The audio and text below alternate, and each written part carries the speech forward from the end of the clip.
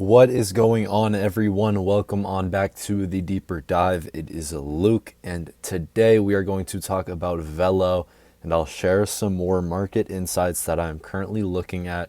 So let's get right into things. Today in the news, we saw UOB, which is 2 times Velo investor. They doubled down on their investment not too long ago now. We saw them sign an MOU with the Shanghai Gold Exchange to connect China's gold supply to the Association of Southeast Asian Nations markets. Now, this is very, very interesting to see with what we know has been going on in Laos, with Velo Labs being a clearinghouse for the Lao Bullion Bank. Does this have any ties?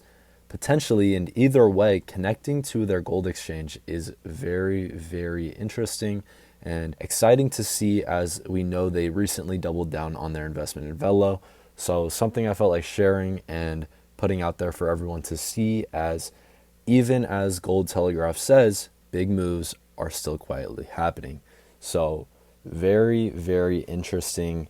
And I'm curious to see, will Velo Labs set up more bullion banks in different areas in due time? I do think so. I don't think Laos will be their, one-stop shop where they stop remittances there, but more so a path of growing. So we will see, just how that goes in the coming months and years. I also had this article shared with me, which is from Gate.io, which you can see on Velo Labs site, is one of the exchanges that Velo is available on.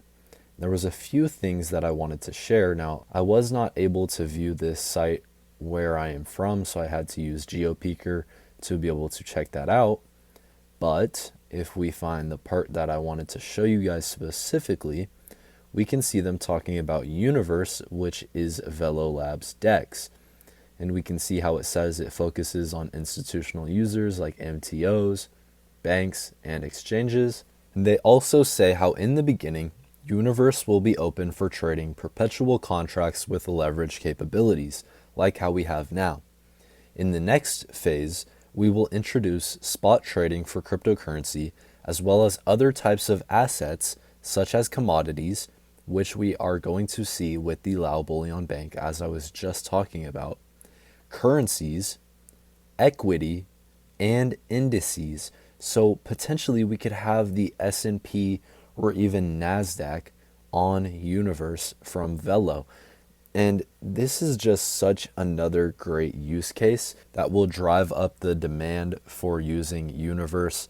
And that is made by Velo, and it incentivizes using Velo throughout the process, or V stablecoins that we know are made by Velo Labs and are part of the Velo ecosystem and have that collateralization that brings that extra level of security to the network. So I do think this will be very big for the network as it happens. And people wondering about when these types of things will happen, remember, we need catalysts during a bull run. We need reasons for price to go up. As people invested in Velo, we would like Velo to have large announcements coming while price is trending up.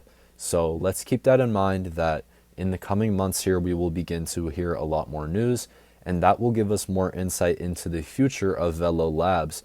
And with what we already know, the BlackRock announcement, UOB doubling down, and so much more, like OpenEden treasury bills, for example, there is so many big companies working with Velo, helping them create more incentive to use the network, like collateralization. I expect the incentive numbers of people using the network to only grow from here, and that will include by having indices and equity and currencies and commodities like gold and silver on a Universe where people are able to trade. And this is also very helpful because we just saw how Solana and BitGet are able to connect to Universe now. So now more chains will have access to this type of trading that maybe was not available before on their chain. We can also see them say Velo intends to integrate CBDCs in the future to use the on/off ramp service as the primary mechanism to assist financial institutions in utilizing Velo as a blockchain-based clearing house. And this is what we have seen with the Lao Bullion Bank as a clearinghouse. Velo is. So keep that in mind, that this will only continue to grow. We know Velo and Lightnet have done work with the Bank of Thailand, so I wonder if there could be anything going on there with Velo as a clearinghouse. Time will continue to tell for a lot of these things. Here we can see them talk about Nova, and they say this is the foundation of Velo's core platforms. Velo operates Nova, an Ethereum virtual machine compatible blockchain. So keep that in mind. It is Ethereum virtual machine compatible to bolster its core platforms. This mainnet's gas fee is paid in Nova tokens, which have no monetary value and are not traded on any exchanges. In order to prevent Nova hoarding, users can request Nova tokens to their wallet through a provided faucet when their Nova balance falls below a specific threshold. Nova Chain will streamline the onboarding process for users who wish to trade on Universe, and it will support Orbit payments through a system with a low transaction fee and quick confirmation time. So think about that, how they will help Orbit with Nova that has no gas fees in their Nova tokens and don't have monetary value. So that is an added benefit to the ecosystem. Here we see them talk about Orbit and how with Orbit, consumers can smoothly transfer their digital assets from their trading activities to make payments all within the same wallet application. They can opt to pay using V stablecoins or other currencies depending on the merchant's acceptance policy. For merchants, Orbit provides an additional payment channel that could enhance the purchasing experience for their customers. So we can see how Orbit is going to be extremely interoperable in the sense that you could pay with different things and all in the same area get the other tokens that you may need. So this is why for traveling and even people in the area, if they want to be holding a token and then go use a different one, Orbit is going to make it very easy to do that, especially in conjunction with Universe. They say that the accumulated V stablecoins or cryptocurrencies can then be converted into fiat currency through Velo's on/off ramp services, and all payments will be processed on Nova, ensuring minimal costs for users. And since they're on Nova, remember, it has no mainnet gas fee, since it is of no monetary value. That was mainly what I wanted to cover on this paper published by Gate.io, but it coincides very well with everything that has been going on with Orbit and their stable coins, and even how we saw Lightnet working with the Bank of Thailand. I think once regulations kickstart here, it's going to make a big difference. And that is why I lead into this. I made this post yesterday on X. Make sure to follow me there if you don't, at LukeTDD. Is Lightnet ready to process a third of all the remittances in Southeast Asia? When Lightnet received their funding from Hanwha themselves, they said the company expects to facilitate over $50 billion worth of annual transactions through its partner network within 3 years. And this was in 2020, so it's now been 4 years. From the Lightnet Group LinkedIn, we can see them say that Southeast Asia remittances is estimated to be in excess of $150 billion a year. This was over 4 years ago, like I said, so stay with me. We also know that Lightnet and WeLab applied together for a virtual bank license in Thailand. And Jessica Lam, CSO at WeLab, said, "We are bridging transformative tech and innovative banking services across Thailand, starting with the partner ecosystem reach to 46 million individuals at over 150,000 local touchpoints." So we are on track to have a large amount of the people in Thailand already. We also know that the Orbit launch and Omni points should be coming as soon as regulations are clear, and I covered this in my last video.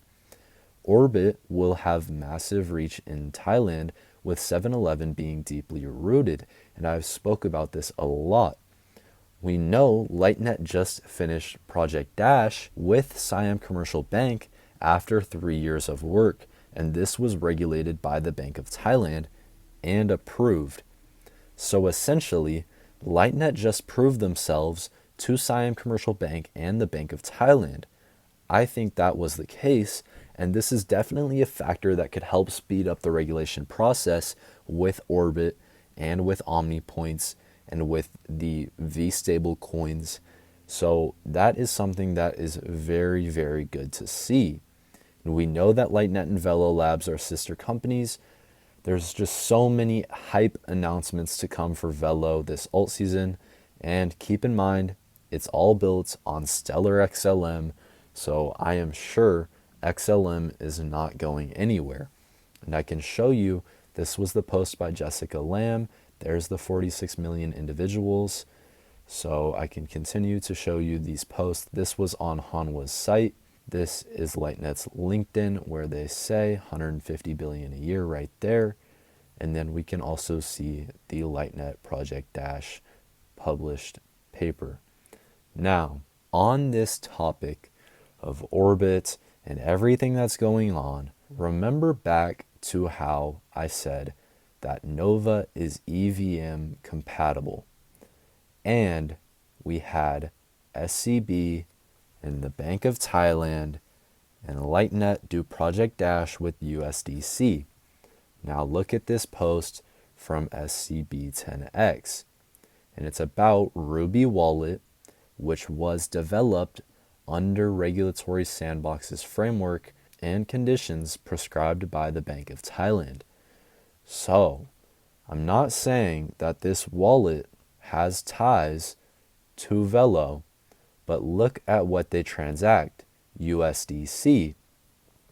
And if we look at the time period, it's from November 5th to the 25th that the app is being regulatory sandboxed. Now, I don't think this timing is a coincidence. Right after Project Dash finished, Rubie Wallet started their sandbox with the Bank of Thailand. And it uses USDC, which we know Lightnet just finished the project with, to convert to a Thai bot stablecoin pair in Southeast Asia on Ethereum. So think about this. Nova, Ethereum virtual machine compatible. USDC with the Bank of Thailand and Lightnet and SCB and Fireblocks just finished. Boom.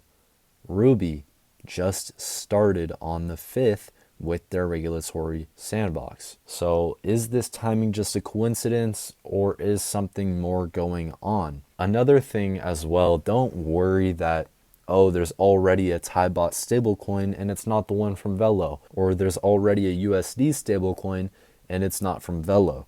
Keep in mind that the collateralization factor on Velo's network is a huge benefit, and so is their existing list of partners like 7-Eleven and all of these other big names that can say easily, we want to use Velo and its ecosystem. They don't have to accept this. And this is where Orbit, for example, could come in very helpfully. For example, if 7-Eleven said, we're only accepting Velo's ecosystem worth of tokens like USDV or Velo or another V stablecoin, then what can happen with Orbit is if they have USDC in the Orbit wallet, they could easily transact to USDV with a minimal fee, so they can use the V stablecoin at the 7-Eleven that they're trying to purchase at. And I have seen people mention this, how at one point in Thailand, 7-Eleven exclusively accepted True Money, which is made by CP Group, and CP Group runs Thailand in 7-Eleven. So that is one case where they could do the same type of thing with Orbit and even USDV or Velo's ecosystem. And that doesn't mean they won't accept cash, but just more specifically for a payments app, especially with how Orbit is supposed to be very interoperable and easy to move between these wallets, other DeFi wallets, and all of these factors are adding up to make a big boom. I'm very, very bullish on Velo. We're even seeing Velo's partners and two-time investor making moves. We have some very interesting stuff going on here, like how Nova has no gas fees and they are of no monetary value. So that is a big trading benefit, and even something that I have seen in a lot of documents that talk about the widespread use. They don't want to pay any fee on the transactions. So this is giving me some hints towards some much, much bigger projects, guys. And when I bring those back up, I will bring this back up as well and just think back to this, because I'm fairly confident that this has some ties to bigger projects. I hope you all enjoyed. If you have any thoughts about anything I said, if you think I'm on the dot with any of this, please let me know. Keep in mind, we are not quite in alt season, and there's still a lot of time to be smart and not do anything too irrational with your current positions, even though none of this is financial advice and I'm not a financial advisor. But just be smart. That's my biggest advice. Check out my last few videos. I've been sharing some very key insights, not only in Velo, but in the market. Also, if you want to buy any of the coins like Velo or any of the other ones I've spoken about, check out the top link in my description. Please smash the like button, subscribe. Let me know what you think. I'll talk to you guys later. Peace out.